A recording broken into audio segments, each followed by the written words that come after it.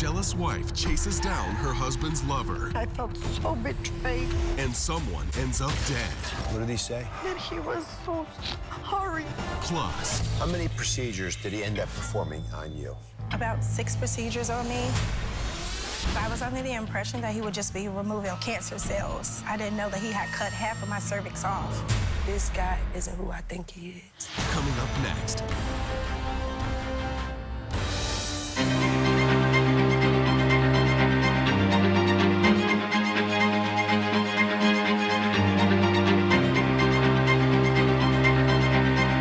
Season 11 starts now.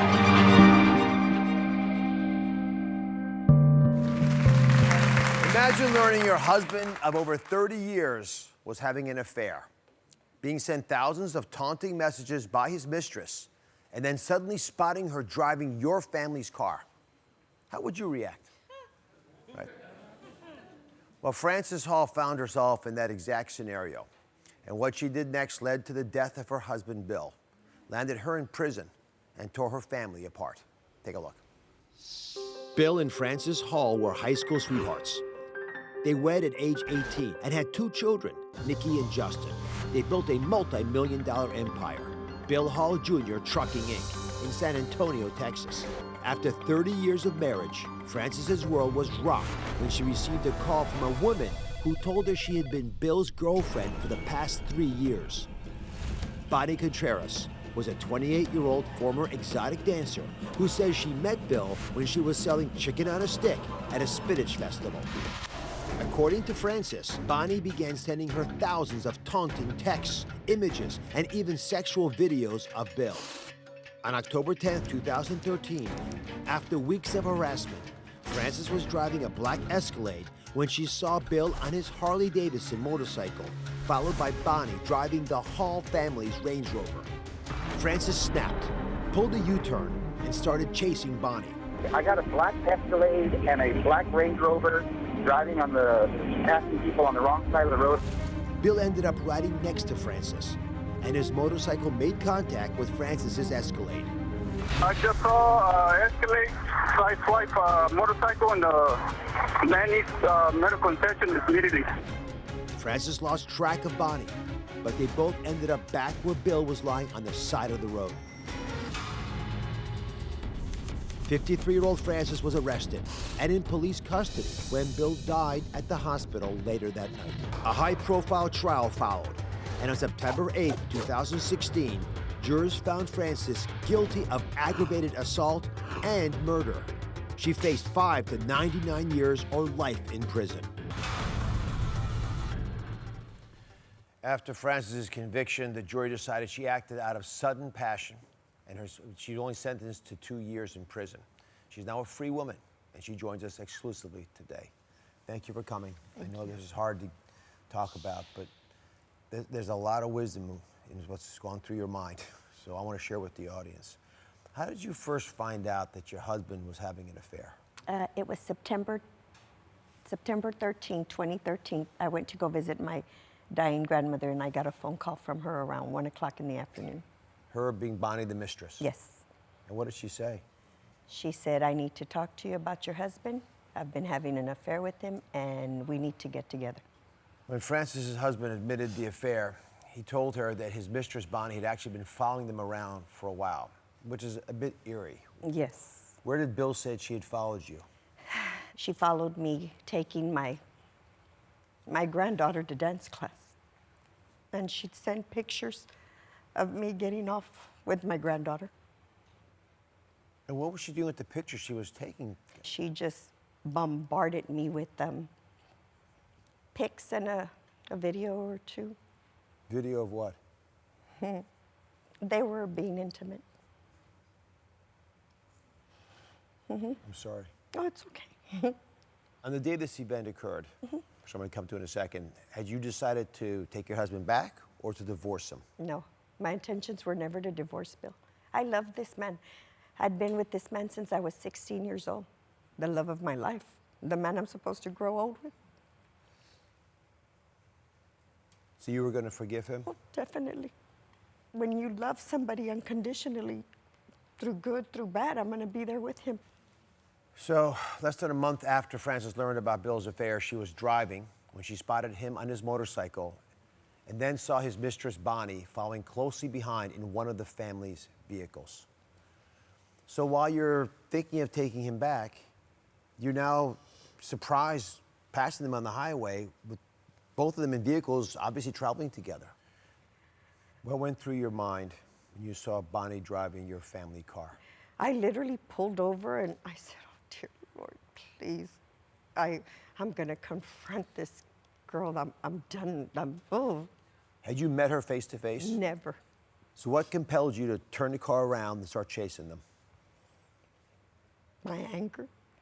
I was so frustrated. I wanted to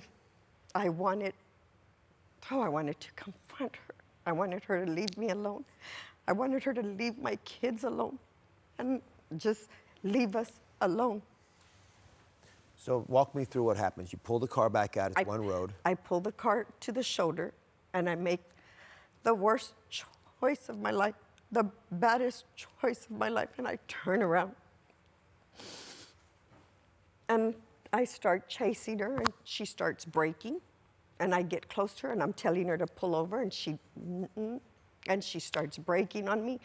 And I noticed up ahead of me, Bill's already starting to pull over on the shoulder.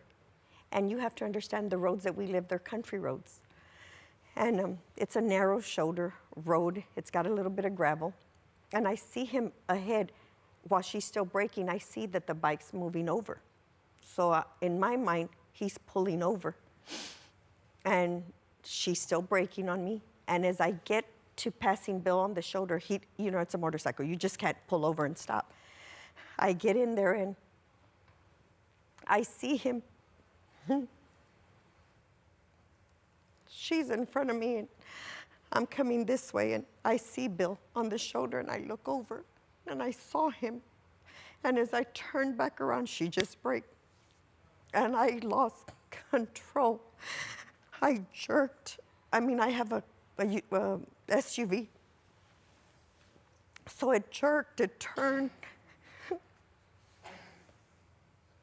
And I heard something, but I thought it was, with all the commotion, my purse flew to the front. I had a 125-pound piece of granite in the back of the SUV, never thinking, and she took off, and I kept on. It took me a while to kind of catch up to her. Well, the chase between Bonnie and Frances continued, and Frances eventually lost track of Bonnie. Only after the chase was Bonnie notified that that bump had been her husband. He'd been in an accident. You get back to the scene of the crash, and what do you find? I saw the sheriffs. I saw a bunch of people, and, you know, I was like, what is going on? And as I parked my car, I left the keys in there in my purse. I just parked it, got off, and ran straight to him. As a matter of fact, one of the sheriffs grabbed me, and I kind of yanked him back. And I could see Bill laying, because I could see him, and I ran straight to him. And he was laying on the floor. My sister had his head in between her thighs, trying to keep him still. He was talking, he was alert.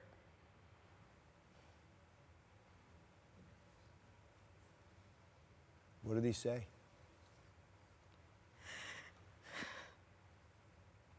That he was so sorry.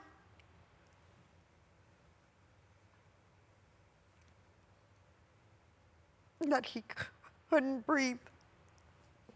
He kept yanking the face mask off of him. I was kind of like in shock, like, what is going on? And he kept telling me, vieja, I can't breathe. I'm hurt. When did they arrest you? Airlife gets there, and I begged them if I could go with him, and they said no.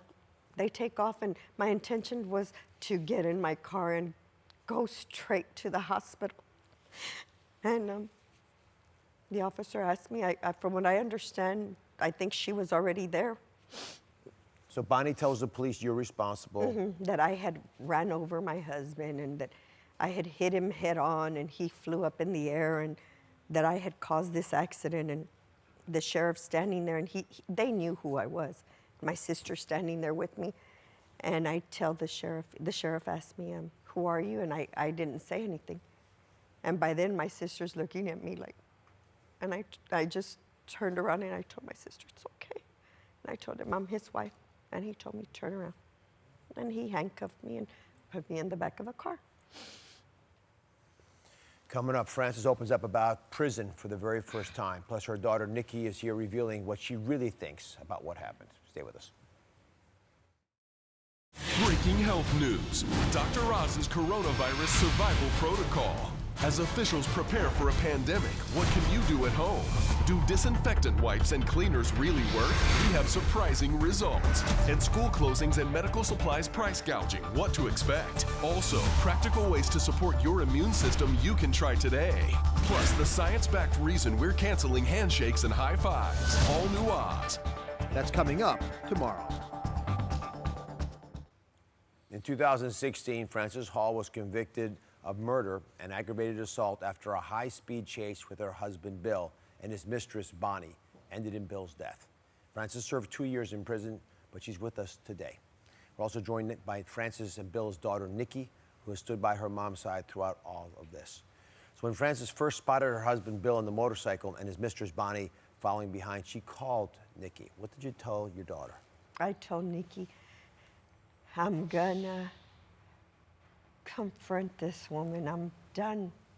You have to understand, my kids had only found out a week before my husband's death, what was going on. I had literally sheltered them from it. I thought this was gonna die down, now nobody has to know. And I called her and I told her, I'm going to confront this girl. She goes, Mom, do what you gotta do. This girl has made our life a living hell. So that's exactly what happened. And after Nikki got the call from her mom, she called her father's mistress, and she left this voicemail message. Listen carefully. Told you to watch your back, you stupid slut. So what's going through your mind, through your heart as you hear that? I was angry. I was upset. She had been, sending my mom pictures, ugly, disturbing text messages, taunting her. So I was just over it. I was so fed up with her doing this to my family. And I left that voicemail. I did, and I'll regret it. That's something I should have never done. But I did it, and they used that, the state used it against my mom. But, people make mistakes. There's nothing I can do about it now. And she used that. She kept it, she saved it, and I guess that helped for her. She was protecting her mom. Yeah. Do you miss your father? I do. I do miss him. Can I ask you a question that's stuck in my mind? Mm-hmm. Your son sued you in order to block you from, if I understand correctly, from inheriting your husband's stake in your company. Why would he do that then? And what's your relationship with your son, Justin, like now? Well, with the relationship, we are awesome. My son is my boy. He'll be my son for the rest of his life. We get along so much better. We've kind of come full circle, me, him, and Nikki. I mean, it's been hard, but we're working on it, and he's awesome. He did something, and I don't know what his rhyme or reason was for. I'm assuming, I have to assume as a parent, he was going through a hard time too. And I think with this, me going to prison, it just made everything so much worse. Dad died without a will. Mm-hmm. And, we had all wanted my brother to take over the company, but the company took a turn for the worse. We lost a big contract. But we all came to a realization that everything that we were fighting over and all this negativity was unnecessary, and it had to stop. When we come back, I'm going to ask you a question. Okay. If your husband was here right now, what would you say to him? Okay. Plus, we've got a message for Bill's mistress, Bonnie. Stay with us.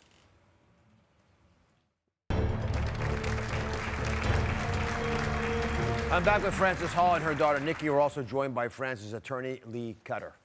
So, Lee, let me speak for the audience here. Normally, a 2-year sentence for a murder conviction doesn't quite seem right. It's sort of unheard of. So what happened? What was mitigating the sentencing? And do you think the punishment fit the crime? So murder in Texas is a 5 to 99. 5 to 99 years or life in prison. And there is a special provision in the penal code that says if you are acting in sudden passion, then they can lower it to a second-degree felony, which is 2 to 20. And sudden passion is something that it takes over you. It's an out-of-body experience where you are unable to think clearly and make a rational decision. So a lot of times people use the example, you walk in on your wife sleeping with someone and you start to stab them. That was sudden passion. You were unable to clearly and coolly reflect on something before you made a decision. Think about Frances. She stopped, about to turn. She sees Bonnie in her car and pulls over to the side of the road, grabs that steering wheel and says, that's it, I'm gonna go confront her. Flips around and she is just tunnel vision on her. That's something that I think that most people can relate to. That is an out-of-body experience, especially after 28 days of hearing about this affair. So after this is all going down, Bonnie, the mistress, sues you for $2.5 million, claiming there's been emotional distress. Again, I'm reporting the facts as I know them. What's the status of that lawsuit, Lee? So the lawsuit just was dismissed in June of this year.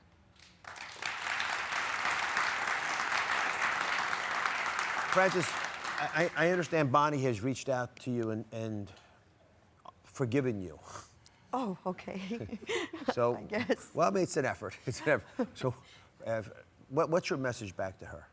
I don't wish her any bad feelings. I mean, she could be my daughter. She's my daughter's age, a little younger.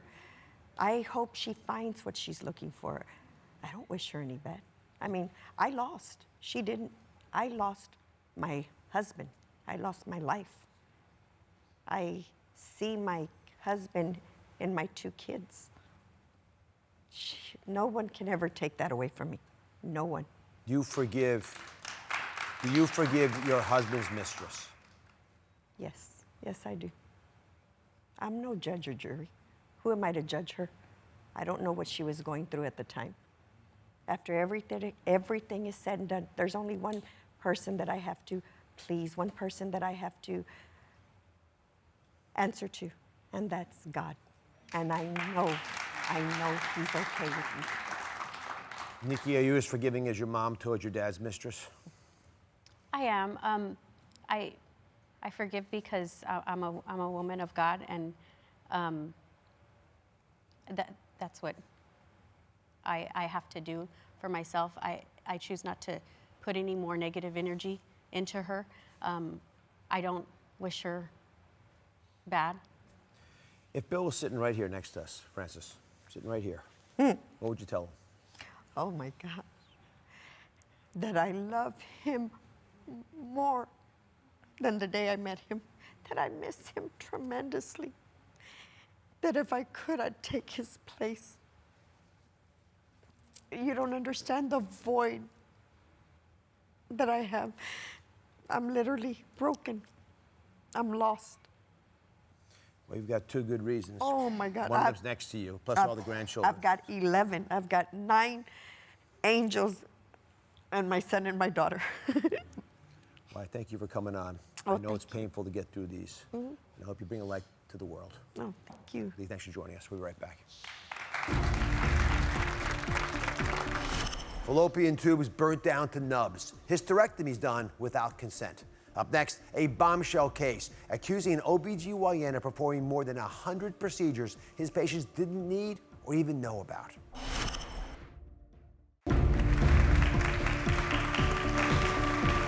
Today, an Oz exclusive about a bombshell case the FBI has been investigating. Imagine, just for a moment, having a hysterectomy without your consent. Or finding out your fallopian tubes were tied without you even knowing. Nearly 200 patients say this OBGYN manipulated them and scared them into unnecessary and often irreversible medical procedures. According to this affidavit, Dr. Javed Perwez allegedly threw around the C word, cancer, as a basis for these operations so he could cash in on healthcare claims. How could something like this happen? And can you prevent it from happening to you? Some of his patients are here. They're speaking out about the surgeries they didn't really need. And in some cases, surgeries they didn't even know they had. Take a look. The investigation of Javed Pervez began after the FBI received a tip that he was performing unnecessary surgeries on unsuspecting patients. A 2019 affidavit reveals one shocking claim after another. The removal of one patient's fallopian tubes without her consent or knowledge. Performance of total abdominal hysterectomy without consent. Using the threat of cancer to scare patients into having surgery.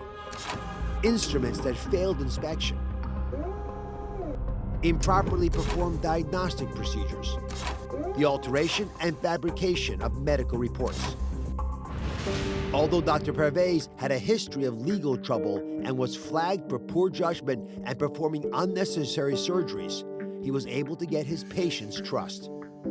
A trust, according to the woman we spoke with, he flagrantly abused. I had 2 surgeries in 22 days for absolutely no reason. He told me that there was a couple of extra things that he did that we were unaware of. He ended up removing my uterus and my cervix. He did another surgery on me. He ended up removing my left ovary and part of my left fallopian tube. There was no reason other than money and the satisfaction he got of cutting on women. Due to a court order in the criminal case, we can't refer to the accusers by their real names. So I'm going to call you Emily, if that's okay. Yes. Although I know your real name. You were 17 years old when this all started for you at your first appointment with Dr. Pway. Yes. What were your first impressions of him? My first impressions, first it was, I'm going to a male doctor, so it's kind of for OBGY, it's kind of scary, but my aunt was with me and she had been going to him for years. So because she trusted him so much, I was like, okay, maybe I can give him a try. And he made me feel comfortable. He allowed her to, come in the room with me and to be there when he examined me. So he kind of made me feel very comfortable with him and secure. How many procedures did he end up performing on you? He performed about 6 procedures on me. Yeah. No. Yeah. You sit there and wonder how this even happened. Yeah, he performed, like 6, removing cysts from my ovaries, DNCs to LEAP procedures, telling me I had cancer. And even I thought it was natural after women give birth that they had to get a DNC, and that's not the case. So you got a pap smear at some point. Again, you're still a young woman. Yes. Under the age of 21. Yes. And you had a pap smear, which we don't do anymore, by the way, because we realize it doesn't really help women because there's so much going on when you're young that we can't do much with the information. But he did a pap smear on you. What did he tell you? He told me that I had cysts on my ovaries with a couple of them, and then one he told me I had cervical cancer. And what did he want to? Well, actually, that's stunning. You're a young woman. You've got a little baby. Yeah, I had 2 babies at the time. So what did you feel when he said you had cancer? I was scared, I cried, I was nervous, and I was so mortified. It was a scary situation for me. I went home and told my family, and I'm like, he said I have cancer, like cervical cancer. So they're like, are you sure that's what he said? Everybody's asking me, like, are you sure? Because, normally you're sick and you go through a lot when you have cancer, but for me it was just, just his word, and that's what I had to go by. So he did a procedure on your cervix. Yes. Did you have a good understanding of what he did? No, because I was under the impression that he would just be removing like cancer cells from my cervix, and I didn't know that he had cut half of my cervix off. So you'd had 2 children, normal pregnancies. Yes.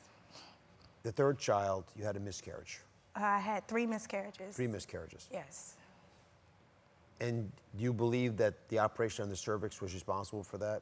I feel it had a lot to do with it, yes, because my daughters, I carried them with no problem. So we've obtained some of the medical records that were seized by the FBI, and I have got them all here. This is an ongoing case. In the criminal complaint, it alleges he committed fraud, but he has pled pleaded not guilty to the charges. Now, ultimately, we're not going to know the whole story until it plays out in court. However, we looked into what we had for Emily's medical records, and it looks like he gave her a pap test at age 20. That's an age that's younger than what was currently recommended. It wasn't unusual at the time. But what strikes me, this is the part that I want you all to understand, is he ended up going for the more invasive option for a young woman who was still in her reproductive prime, when most doctors that I've spoken to would have watched the cells over time to see what happens, because that's often, we're not sure what they are when you're young. They go away. So if Dr. Pway was sitting here where I am, what would you say to him? Wow. You know, I'm hurt.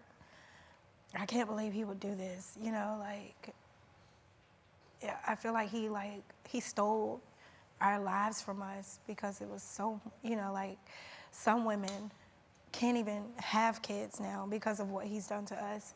And I would want him to know, like, he should have to pay for what he did to us. And he kind of, you know, not kind of, but totally, like, messed up my trust with other doctors. What's your family say about him? Oh, my family now, they're crushed because, like, all of their trust and hope was in him. He's performed hysterectomies and other procedures on women in my family. And now they're questioning, did they even need these surgeries? Or, you know, why was it so many surgeries? And so now it's like all of them are, you know, in the same situation as me now, because it's like, you know, did we really need this? Did I ever have cancer? Yeah, when I look at the pathology reports, it's hard to tell. Yeah, so, yeah. Thanks for being here and sharing your story. Thank you for having me. Up next in our Oz exclusive, this woman says her whole family trusted this OBGYN and says she would have gotten another procedure from him if the FBI didn't tip her off at the last second.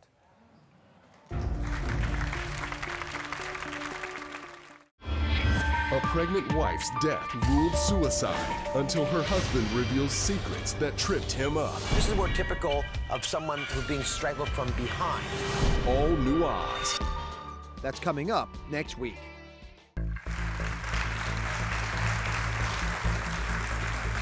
We are back with our Oz exclusive. Patient speaking out about the OBGYN accused of doing invasive procedures like hysterectomies and removals of ovaries and fallopian tubes that did not need to be done. And in some cases, they didn't even consent to these procedures. Prosecutors say Dr. Pway scammed and falsified medical charts to justify unnecessary surgeries. And now patients are coming forward with how their lives have been ruined. Jessica says Dr. Pway diagnosed her with fibroids, which she now questions. So you had an operation for those fibroids. Yes. And after the procedure, you began to bleed. Yes. Explain what happened. Major health scare. Yes, I had very, very severe bleeding, and I went to the emergency room, and my blood count was at a 3. And it At 3? Yeah, it was supposed to be at like a 13. Oh, my so goodness. the nurse told my mom and my sister that if I would have went home like I originally planned to, I wouldn't have woke back up. I would have just laid there and bled out in my sleep. I'm surprised you're still awake with a blood count of 3. Yeah. So you had the procedure with Dr. Pway. He sends you home. Yes. You're bleeding. You go to the emergency room. They save your life. They do an ultrasound. Yes. What did they say on the ultrasound? The physicians at the emergency room told me that I didn't have any fibroids. They didn't see any fibroids, but they aren't OBGYN, so they wanted me to go and get a second opinion from Dr. Pway. Who had done the first operation? Yes. All right, so you go back to him again. Yes. And what does he say you're bleeding from? Fibroids. Fibroids. Yes. And at this point, he's telling me that they are large and that they could be cancerous or that they were cancerous. And he was just like, you know, we need to do this right away. We need to get you to surgery. We have to take these fibroids out. It could be dangerous for you. How old are you? I'm 26. Do you have any children yet? Yes. I have 2 children. I have a 4-year-old son and a 6-year-old son. So here's a young mom who might want to have more kids. Yes. Who's got to take care of those kids that she already has. Yes. And you're being told you've got fibroids that might have cancer in them. Yes. And you almost died from having something done to the uterus. Yes. You scared? I was very scared. Very scared, and when I found out that I didn't have these issues, kind of angry as well. Because it's just like, why? It's something that's so, it's just inhumane. Like, why what would make you want to do something like this to people? You know, good people. Yeah. So what made you trust Dr. Pway's in the first place? My family's been seeing Dr. Pway's probably about since the early 90s or the late 80s, because I know he's delivered like a couple of my cousins that are like in their 30s now. So you scheduled the procedure. Yes. Because he's been taking care of your whole family. You're scared. Yes. You don't want to let cancer grow in your uterus or die of bleeding. And you're all set to go. Yes. And all of a sudden, knock, knock, knock. And I look at these records. So everything you're saying, you know, seems like it's, you know, I've got ultrasound pictures in here, oh, yeah. ones that don't show fibroids. Right. So the FBI knocks on your door. Yeah. What did they say to you, the FBI? That because I had a surgery, another surgery, which would have been a third surgery that was scheduled, he told me that I had really large fibroids again. And the FBI told me that I needed to cancel my surgery right away. So they told you the information about the diagnoses, they contradicted his recommendations. Yes. And then they wired you. Yes. So you could call them. Yes. What happened in that conversation, which is on video, audio tape right now? Well, I called Dr. Pway's and I told him that I had some questions about my surgery. And we went through, you know, what surgery that I was supposed to be having, how long that I would be out. And I told him that I didn't want to go forward with the surgery. And he just kind of brushed me off like, okay, well, better luck getting pregnant, is what he said, because I did share with him that, you know, I was trying to conceive another child, and he was just like, well, better luck getting pregnant. And I think at that moment, like, I realized, like, this guy isn't who I think he is. Not at all. Because if it was something life-threatening, you wouldn't have just ended the phone call with, okay, better luck getting pregnant. If it was life-threatening, you would have wanted to help your patients. Exactly right. What's your family say?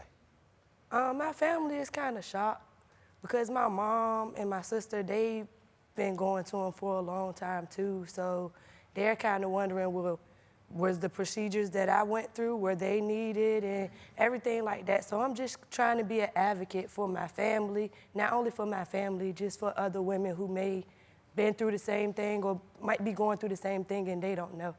I want to be a voice for other women. So with that voice, good for you, with that voice, if you could speak to Dr. Pway's right now, what would you say? And he's currently behind bars, but if you could speak to him. I think that I just would want to know why. Like, why did you corrupt the system? Just trying to use the system for your own greed. I'm very proud of you. Thank you. Thanks for Thank being you, here. Dr. Oz. Thank you for having me. Thank you. Dr. Pway's is being investigated by the FBI, and he currently faces 11 charges against him, including fraud and identity theft. He's pleaded not guilty. Up next, why would this OBGYN do all these unnecessary surgeries? And could this happen to you? The red flags to prevent getting procedures that you don't need.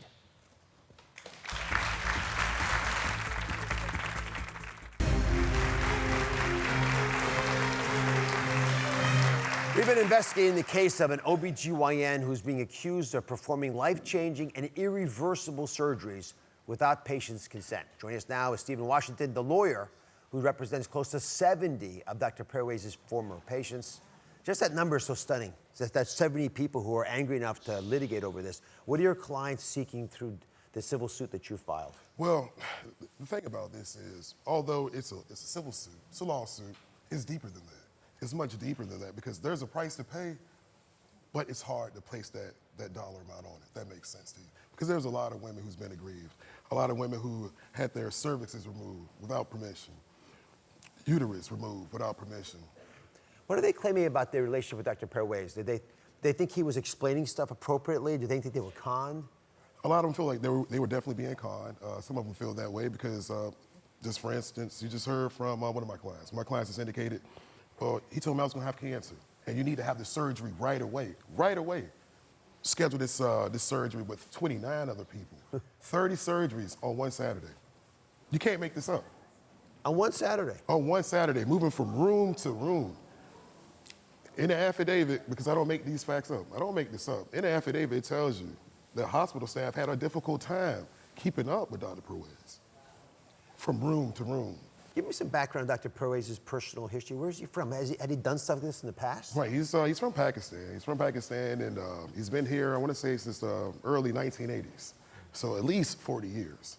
And the history of doing these kinds of things? Any personal traits that might have made you worried that this could be done by somebody? Yeah, absolutely, absolutely. Well, see, back in 1982, he lost his privilege to practice at one specific hospital, and that was because he was performing unnecessary surgeries. He was already caught doing this once? Oh, absolutely, absolutely, absolutely, absolutely. He was already caught before. They revoked his privilege to practice. And nevertheless, here he goes again, doing the same exact things that's outlined in that affidavit, performing unnecessary surgeries. Well, do you have any understanding of where this all came from? Why would a doctor do unnecessary procedures? It sounds financial. It sounds like this is all financial, because he's not only defrauded Medicaid, he's also defrauding our clients. He's also defrauding the federal government. So what kind of money was he making? It appears that he had a few Bentleys, some Mercedes that were paid off, a couple $1 million in paintings, some gold and the like. And yeah, money hungry. That's what it appears to be. That's exactly what it appears to be. So Dr. Pway has pleaded not guilty to the charges, and his trial is currently set for June of 2020. We reached out to the attorney representing Dr. Pway. He did not get back to us in time for this response. All right, let me bring in an OBGYN, Dr. Evelyn Minaya, who's got the red flags to prevent getting treatments and procedures you do not need. Before I get to the red flags, as an OBGYN, you just witnessed a discussion from two women who feel they've been harmed. What do you feel about a doctor performing procedures that may have been unnecessary or not giving appropriate consent, opinions, before proceeding? I am appalled, embarrassed, hurt that we work so incredibly hard. We're still talking about the same things, and they are definitely harmed, and they're harmed forever, and their families are harmed forever. It is such a privilege to take care of people. You know that, Dr. Oz, and just like their lawyer was saying, you know, do you ever do 30 cases in a day? I'm an OBGYN and I don't do 30 cases in a day. It's inappropriate, you know, and like I said, we have this privilege, really, of taking care of people, and as I've always said, and I will always continue to say it, it is, your patient is somebody's somebody. Yeah. And he violated that oath that we all take. Absolutely. So let's make sure it doesn't keep happening. Right? Absolutely. So what are the red flags? Everyone right now, stop what you're doing, should be checking up on their doctors with. Absolutely, and there's nothing wrong with you checking up on your doctor, okay? First of all, check for certification. And it's not only board certification, you know, in every state, we have a state of medical examiners. You could actually put your doctor's first and last name and see if they light up for anything. You know, their license is revoked or has been suspended and all of that stuff. You should do your due diligence. Second red flag, important one, and it's gonna take a little effort. Yeah. Your doctor is definitely your partner, okay? I can't even stress that enough. There is no question that is a stupid question, because my patient's always like, oh, you know, Dr. Bernard, can I ask you a stupid question? No question is like that. Remember, we are talking about major abdominal, vaginal, whatever kind of surgery. We have talked about risks, benefits, alternatives, everything. That's what we should all pride ourselves in. Yeah, if you don't know or understand the procedure, it's not your fault. It's our job to teach you. All right. Yes, absolutely. Let's go over some big questions that every patient has the right to ask. Again, there are no dumb ones, but these are particularly important ones to ask. First, how many of these procedures have you done? Right. And everybody thinks that you shouldn't ask your doctor how many procedures they have done. I think that that's the number one thing. I take no offense to that. You know what I mean? You want to brag about it. Yeah, exactly. I've done thousands. You know, 2,374. Let us brag. Yes. If we say, you know, I never kept track, that's too evasive. There should be a number. If we're good at something, we believe we'll brag about it. But not only that, you could also even interject and say, you know what, and if you want to, I can even show you, one of my patients can even talk to you about the procedure, which I've done as well. Extra credit. Extra credit. What are the alternatives to the treatment? Do you have to actually take a knife and heal me with steel? And exactly, precisely, what are you taking out if you're having something removed? Yes. Worth knowing. It's like, show me on a model. Yes, and that's the other thing. Show me. And that's why I always, and have always, in 26 and a half years of practice, I have always brought in my patients in person. I cannot consent anybody over the phone. Okay, so I have diagrams in my office. I have models in my office. I draw horribly, by the way. But, and I also, we have a chat. And if I see that you're blank, I'm like, Okay, you didn't get what I just said. You know, we all know that we're doctors. We don't have to talk in all our terminology. We have to put it real, and so that the patient understands what is happening to her. Yeah, and get clear what's going to happen afterwards. Exactly when are you going to find the answers out? Get a second opinion. Don't be embarrassed about that. It makes us proud when you check up on us and we do better. And that's how you make the healthcare system better. We're going to put these patient tips on my website. Dr. Benay, thanks for your passion. Oh, you're very welcome. Bless you. We'll be right back. Thank you.